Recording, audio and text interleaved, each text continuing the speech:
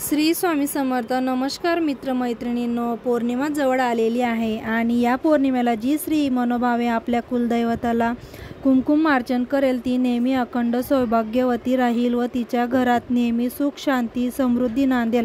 ज्या स्त्रीने मनोभावे आपल्या कुलदैवताला कुंकुमार्चन केले त्या स्त्रीचे मूल नेहमी शांत स्वभावाचे राहतील. देवीला कुंकुमार्चन करण्याचे खूप फायदे आहेत. जर तुमच्या मनात एखादी इच्छा असेल तर तुमच्या कुलदैवताला कुंकुमार्चन केल्याने ती लगेच पूर्ण होईल. कुंकुमार्चन करण्यासाठी तुमच्याकडे श्रीयंत्र किंवा तुमच्या कुलदैवताचा मूर्ती असायला हवी. जर या वस्तू नसतील तर कुलदैवताचे टाक असतील तरी चालेल व शुद्ध हळदीपासून बनलेला कुंकू पाहिजे. कुंकुमार्चन करण्याच्या आधी स्वच्छ आंघोळ करून नवीन वस्त्र परिधान करा.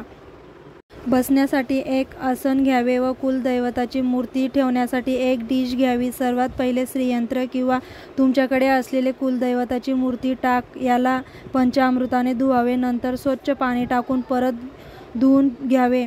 स्वच्छ कपड्याने पुसून घ्यावे.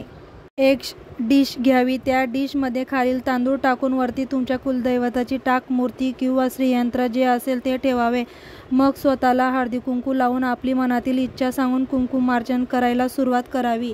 सर्वात आधी तुमच्या कुलदैवताचे 108 वेळा नाव घेऊन कुंकुमार्चन करावे. नंतर श्री सूक्त म्हणून कुंकुम माझे करावे आणि नंतर श्रीयंत्र दुर्गा अष्टोत्तर नामवाली बोलावी.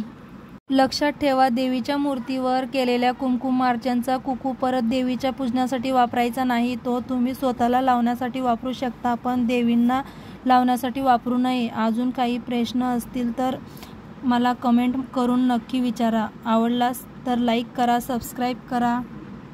अवधूत चिंतन श्री गुरुदेव दत्त. व्हिडिओ पूर्ण पहा. व्हिडिओ चालू करण्याआधी तुम्ही जर माझ्या चॅनलवर नवीन आहात तर चॅनलला सबस्क्राईब करा आणि व्हिडिओला लाईक करा. बाय. धन्यवाद.